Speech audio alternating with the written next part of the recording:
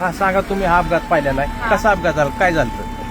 पहिल्यांदा ते आलेलं विमान आणि पहिल्यांदा असं वरून गेलतं, तेव्हा ते चांगलं होतं. नंतर आम्ही घराच्या बाहेरच होतो, आम्ही गुरांना खायलाही टाकलं आणि घरानंतर आलो तर आम्ही बाहेर होतो आणि ते विमान गेलेलं असं खालून आलेलं आणि खालून असं ते खालून आलं आणि ते बरोबर वरती जायचं, ते असं खाली त्याला अटॅक झालं. ते बरोबर म्हणजे 8:45 तेव्हा वाजलेल्या आणि त्याचा म्हणजे आम्ही पाहिलं, पण एवढा मोठा त्याचा असा स्फोट झाला ना, ते आमच्या घरापर्यंत आला.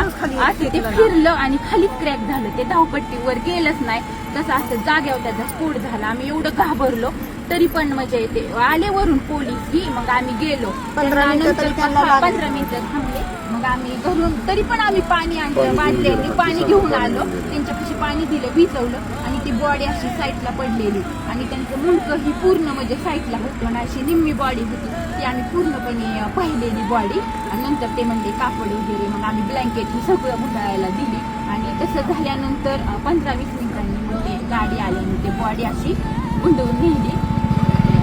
वाईट झालं, ते बघितल्याला आम्ही खूप घाबरलो. तुम्ही काय बघितलं? तेच बघितलं, ते येऊन खाली कोसळलं आणि मुलं जायचे नेमका टायमिंगच्या वेळ होता 8:45ला.